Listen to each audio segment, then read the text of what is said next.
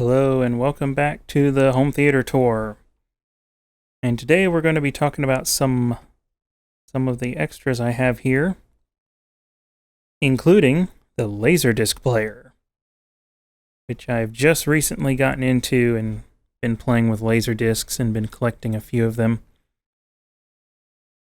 So, of course I can't really show you anything because YouTube will get angry. But I can show you my player. This is a Sony MDP333. I got it for parts off of eBay and I repaired it.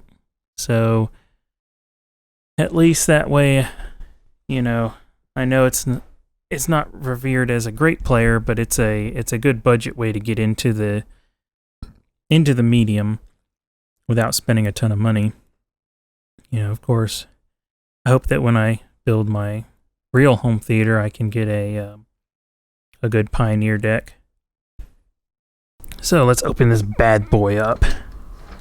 Help the disc tray open. Alright, there we go. The Laserdisc. Back to the Future 2 right now. So you just stick that bad boy in there.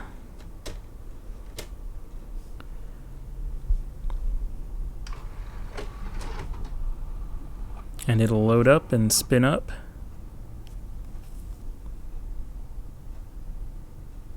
And then hit play.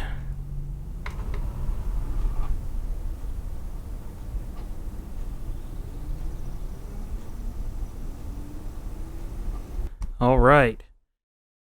Now, the way I have this going is that the Laserdisc player has composite output for, regular video signal.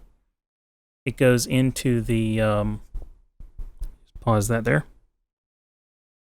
It goes into the DVD recorder, and then the DVD recorder takes that signal and sends it HDMI to the TV and component to the projector. So at all times I can choose whichever one I want. If I want to watch it on the TV or the projector, either way, they're both running all the time to those sources. And I ran into a big problem with this Philips DVD recorder, and that is that, yes, you can upscale content, standard definition content, but the dumbest thing ever is that it's always stretched. So in 480p mode, your standard definition video looks normal. If you up to 720 or 1080, it stretches it. And there's no way to turn that off. There's no way to set it right. And that pisses me off because that is the biggest pet peeve I've ever dealt with, and that is stretched video. Being a video editor, in that world, I'll about have an aneurysm if I see stretched video. And yeah, this wonderful Philips DVD recorder stretches all standard definition video to the HDMI. So no up converting for me. I just have to leave it in 480p mode so that it doesn't stretch the video. So let that be a warning to you if you're looking at using one of these, is it's going to stretch it, and there's no way to fix that. Now, that's only on the HDMI output. On the component output, it only outputs standard definition, not high definition, but it's always in the correct aspect. So, I just have that going to the projector, and, the widescreen movies project onto the screen correctly. And I believe every movie I have is widescreen. If not all of them, then almost all of them are widescreen, which is what I always go for. Of course, much better that way. So yeah, that's my Laserdisc player and how I have it set up. And I really wish I could show you how it looks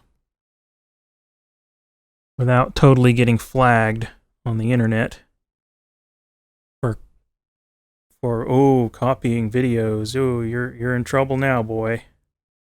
But yeah, that's about as much as I'll show. Even that much probably make YouTube mad. But yeah, essentially, even though Laserdisc is long outdated and not the most practical format, I think it's still awesome. I mean, just look at this. Is that not beautiful or what? Yep, it's a thing of beauty. So anyway, that is the Laserdisc, and I don't, of course, it's only stereo. I haven't done anything fancy. Of course, I'm pretty sure the player only does stereo, not AC3 or anything like that, but it does have an optical output. So, if I had a free optical input in my receiver, I would use that, but I don't. Currently, the optical output is being used for the PlayStation and the Xbox. And for the DVD recorder, I have the RF surround sound going to the receiver. So that's how those inputs work. And now, tell you a little bit about the receiver. It is a Yamaha, and it is an RXV361. And let me tell you, this thing is awesome. I think they're built like tanks. They sound great. And best of all, I got this receiver in 2009 off of eBay for $50. And that was, 6 years ago now. And it's been wonderful. It's been great. 5.1, no HDMIs, and that's probably the biggest limitation is no HDMI, because everything has to be either analog or optical. So for surround, of course, it has to be optical or the coaxial surround. So that's the one thing that it does not have is HDMI, switching, all that stuff. So that'll be why I want to upgrade when I'm ready to build the real theater. But it's been my faithful surround sound receiver for 6 years now. And I really don't have complaints about it other than losing HDMI switching capability. Now, I'll give you another interesting story about my consoles. The PS3, I bought new, whatever it was back then, $400, I think. But it was more like a wedding present for my wife. Soon-to-be wife at that time. So I didn't mind spending a little money. That was 5 years ago. The Xbox is a little more interesting. That one, a friend of mine had it for a long time, and then it died. And by died, I mean the CD wouldn't read anymore. So I said, all right, I'll buy it from you for $60. And, this is like probably 2010 or 2011 when I did that. And so I took it apart, looked at it. I actually bought a CD drive for it, a replacement drive, thinking that I would need to replace the disk drive. But then I started running into a lot of problems that, if you've ever looked into that before, you'll know where I'm going here. You have to have the exact right disk drive. There's several of them that have been in 360s, and they have to have the right BIOS code and firmware, and it's just, it was a mess. So then I just started looking into repairing the disk drive that it had, and I found a silly YouTube video saying that you can repair it with a rubber band. And so I tried the rubber band thing, and it worked. And that has fixed it and it's been running great for, 5 years or something. And I fixed the CD drive with a rubber band, so I got my Xbox for $60 total. Except it didn't come with a hard drive. I had to buy that, so 20 gig for $20, $80 total.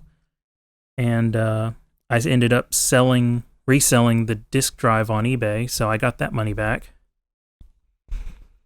So yeah, interesting story on that one. That's how you get a dirt cheap 360 when it was still the current gen console. And when it comes to next gen consoles, the only one I'm interested in is the PS4. And honestly, I'm not really interested in it, because I have a huge array of great HD games to choose from for these two consoles. And there's a ton of games that I haven't played because, I didn't have a lot of money to spend on games when they were new. Now, tons of games that were like great on these consoles, you can get them, on eBay or Amazon for $5 or whatever. So why sink $500 into a new console, $400 plus, some games and accessories, when you have tons and tons and tons of games that are great to choose from on these consoles right now? And honestly, I'm not really a fan of new games that are coming out. Sure, there's some good ones I'd be interested in trying, but majority of them just don't excite me. I guess I'm just old school like that. But anyway, I think that'll conclude this video. I've kind of given you a in-depth tour of the AV rack with Laserdisc, the AV receiver, 360, and PS3. And I hope you'll tune in next time for the next video and check out filmnerdcorey.com. I'll be posting updates and a lot of these videos I've been doing. And yeah, make sure to subscribe, and I hope to see you next time. Take care.